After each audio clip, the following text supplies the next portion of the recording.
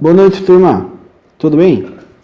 Turma, hoje nós vamos para a aula de simulação do circuito RL série do nosso motor, né, que nós modelamos aí anteriormente. Vamos para a parte 2.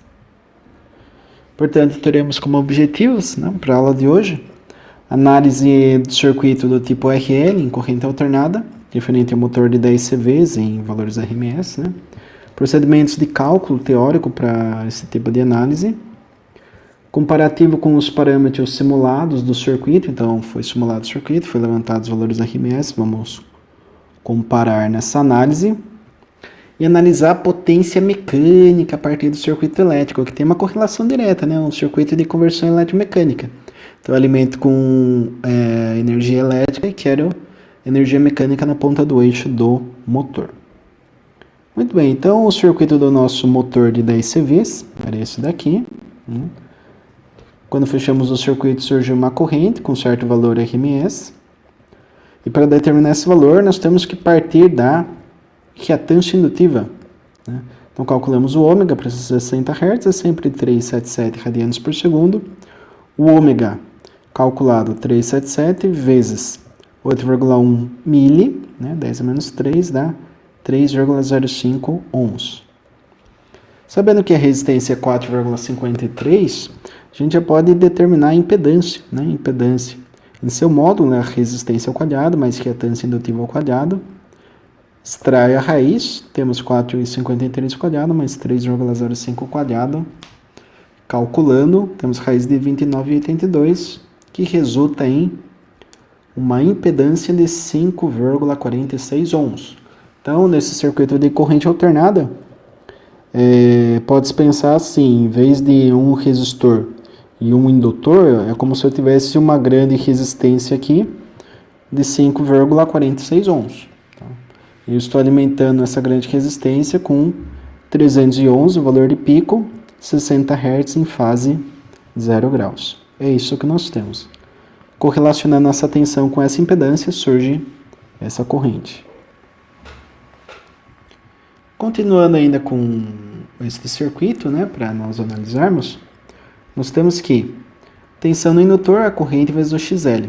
Só que o valor RMS, já foi definido anteriormente, é 311 dividido por raiz de 2, que é a formulinha.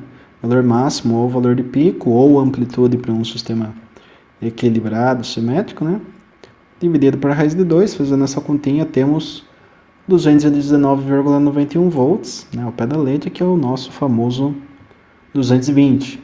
Isso daqui seria a tensão medida com multímetro na tomada. Muito bem. Calculando a corrente, eu faço o quê? Eu pego a tensão RMS, para calcular a corrente RMS, obviamente, e divido pela impedância. 220 dividido por 5,46, 40,28 amperes. Essa corrente seria medida com um alicate amperímetro. Por exemplo, liguei o motor, quero ver se meu motor não está em sobrecarga. Eu conecto o alicate amperímetro no circuito e verifico. Em termos práticos, eu obteria uma corrente próxima a 40,28 amperes. Na prática. Agora nós temos aquela relação de ângulo, que quando existe a senoide para a tensão, temos a senoide de corrente e existe uma defasagem entre a tensão e a corrente, que é dado por essa formulinha aqui, ângulo da corrente menos o ângulo da impedância, que é menos tangente a menos 1 ou menos arco tangente de XL sobre R. Substituindo os dados, o XL que calculamos vale 3,05, o R foi dado já, 4,53, fazendo essa continha, obtemos que a defasagem entre corrente e tensão é de 33,95 graus. Esse ângulo, para quem tem calculadora científica, Casio, Kinko, Procalc, enfim, HP, qualquer que seja a marca aí, calculadora deve estar em degrees, que é um Dzinho que vai aparecer no canto superior do display. Então, dê uma olhadinha aí, se tiver um Dzinho é para chegar exatamente nesse valor. Se não tiver um Dzinho, vai lá em Mode, se eu não me engano, clica 2 vezes, vai aparecer 3 opções numéricas, 1, 2 e 3, clica no 1 que já vai ficar selecionada a opção aí em graus, que seria degree. Qualquer dúvida é só digitar na internet também, como converter referência angular na calculadora, né, de radianos para graus, que já vai aparecer os procedimentos, tá? Tem que estar em graus para se chegar nesse valor aqui. Muito bem. Então, neste circuitinho, nós temos a corrente circulando, corrente passando pelos elementos passivos, que são resistência e indutância, né? O nosso indutor aqui, que tem uma indutância de 8,1, gera-se uma tensão. Então, a corrente já tinha sido determinada, agora se eu quero a queda de tensão no componente indutivo, né? No indutor, eu faço I vezes XL. I vezes XL é 40,28 vezes 3,05, né? Fazendo essa continha, VL, que é o valor da tensão no indutor, que é esta queda que a gente vai medir com o voltímetro aqui, lá na simulação, é de 122,85 volts. Valor RMS, tá? Então esse valor aqui já é o valor médio, que se eu pegasse o meu motor, se conseguisse efetivamente fazer isso, né, e entrar só na bobina efetivamente, eu mediria isso daqui. Como não é possível, em um motor a gente vai acabar medindo apenas o parâmetro de entrada.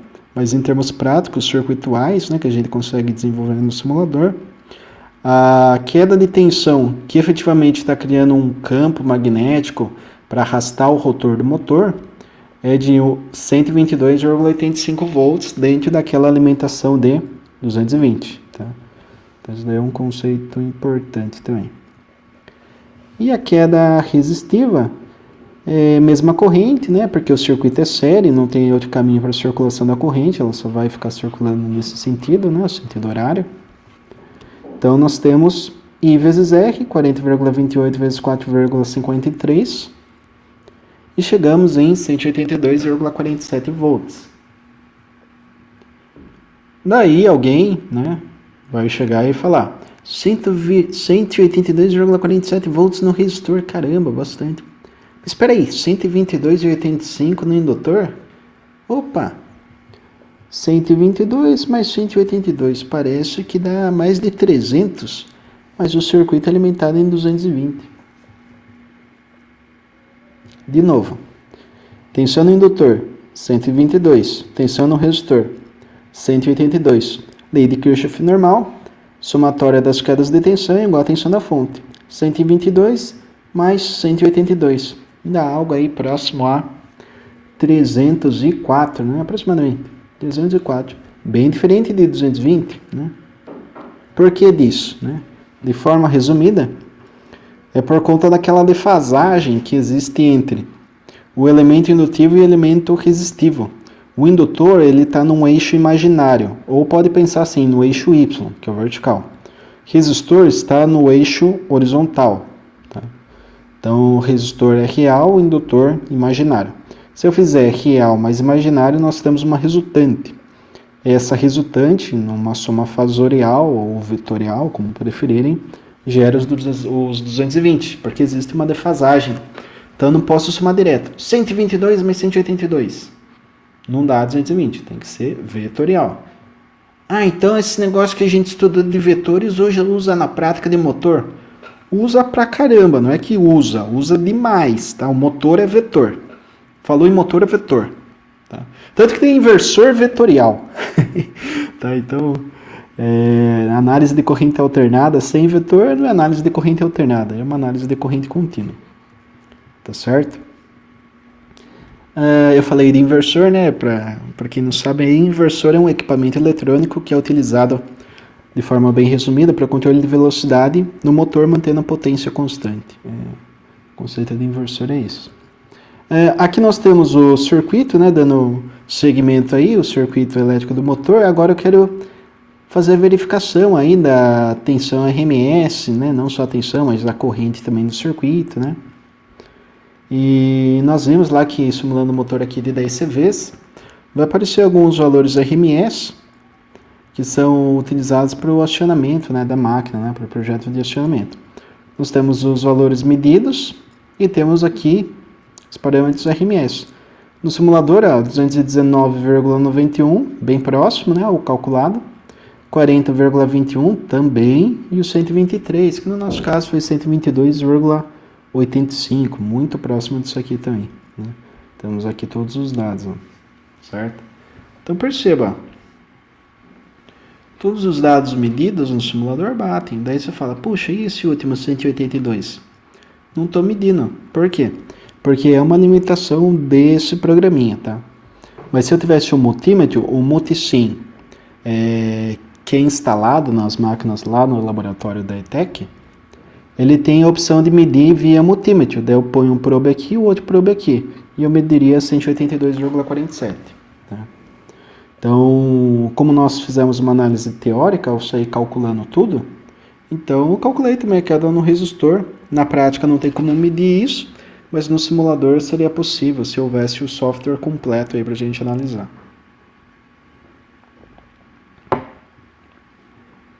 Beleza, turma? Agora a gente vai para uma parte interessante, que é a potência elétrica, né? Essa potência, ela é uma potência elétrica que é injetada na máquina, no nosso caso o motor, e deve ser transferida para a ponta do eixo. Então o nosso circuito elétrico está aqui, tem uma corrente circulando, tenho este resistor aqui que representa a potência a ser transferida. Tá? Aqui, ó. Cálculo da potência a ser transferida é calculado sobre o elemento resistivo do circuito. Então eu seleciono este carinha e parto agora para cálculo da potência, só sobre ele. Mas o indutor não tem um reativo aqui? Tem um reativo, mas o que interessa para a gente é isso daqui. Para o comparativo em termos comerciais, né? Estamos usando um motor de 10 CVs, comercialmente falando, então a gente vai partir para este tipo de análise. Muito bem. Então nós temos aqui a potência elétrica do motor, né? Formulinha da potência é VR vezes I. Corrente ela é constante, né? No circuito, depois que o circuito entra em regime permanente, nós temos uma corrente ali em torno de 40 amperes, 40,28, conforme calculamos. Tá? Então, se eu fizer multiplicação da tensão do resistor, que representa a potência em watts, a ser transferida para o eixo, vezes a corrente, teremos uma potência de 7.349,89 watts, ou ainda 7,34 kW. Então é um motor aí razoável, né? Um motorzinho grande aí que tem um nível de potência bem interessante aí, certo? Muito bem. Então, ó, perceba, o resistor, ele é o carinha que vai transferir no circuito elétrico do motor a potência elétrica para a potência mecânica. Então aqui eu coloquei algo que representa o eixo do motor, né? E esse eixo vai girar numa velocidade ômega, tá? Que é em radianos por segundo, né? Posso converter para RPM também, tá? RPM é muito utilizado aí na análise de motores. Então, o cálculo da potência mecânica sobre o elemento resistivo foi feito a parcela elétrica. Agora eu tenho que converter para a parcela mecânica. Tá? Então, a parcela mecânica seria a potência elétrica menos perdas, dividida por 736, que é uma constante de conversão de watts para CV. Tá? Então, posso considerar aqui perdas de 5%, supondo um motor aí de rendimento de 95%, né? Teremos essa formulinha, 0,95 vezes potência elétrica sobre 736 é a potência mecânica do motor. Substituindo os dados, chegaríamos em potência mecânica de 9,5 CV. Puxa! Mas que interessante, então, partindo do circuito elétrico, você chega na potência mecânica do motor? Sim, considerando algumas aproximações aqui, se eu não tivesse considerado perdas de 5%, daria aqui 10 CVs. Tá certo? Então, assim, quando a gente vai acionar motor elétrico, eu preciso considerar a potência mecânica. Mas, acima de tudo, eu tenho que ter o circuito elétrico equivalente do motor, senão eu não consigo definir potência elétrica, não consigo definir perdas de tensão do circuito, perdas Joule, perdas por transferência de energia, perdas no núcleo, enfim, tem muitas perdas que são relacionadas a um circuito eletromecânico, né? Então, o injeto de energia elétrica tem a saída mecânica, e é um sistema eletromecânico de conversão de energia. que utiliza-se muito motor, quando você pega gerador, né, você tem a conversão de energia mecânica, né, em energia elétrica no gerador, e você tem a conversão de energia elétrica em energia mecânica no motor. Então aí é uma necessidade, inclusive, você ter um circuito equivalente do motor para você fazer todo o acionamento, via inversor de frequência, via aí comando de partida direta. Eu tenho que dimensionar os, por exemplo, contatores, né?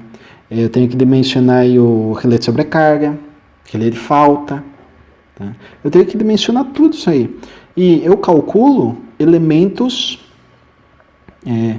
de acionamento elétrico. Então, como eu vou calcular um acionamento elétrico se eu só tenho dados mecânicos? Não tem como, né?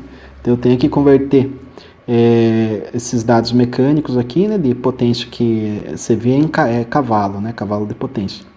Converto para um circuito elétrico, faço análise conforme a gente fez e dimensiono aí todos os elementos. Ah, professor, você vai ensinar a dimensionar elementos para acionamento do motor? Não, porque não é o foco da disciplina. Mas perceba que para o cálculo de um motor eu tenho que ter os dados elétricos bem definidos, tá? Rendimento, fator de potência, enfim, tem vários parâmetros aí. Certo, turma? A aula de hoje a gente vai ficar por aqui. Agradeço a atenção de todos, lembrando sempre que se alguém tiver alguma dúvida, pode mandar mensagem no chat, lá no Microsoft Teams, né? Gravar áudio, foto do caderno, foto de simulação, né? Que vocês têm mandado bastante para conferir. E é isso aí, eu agradeço a atenção de todos mais uma vez. Bons estudos, até!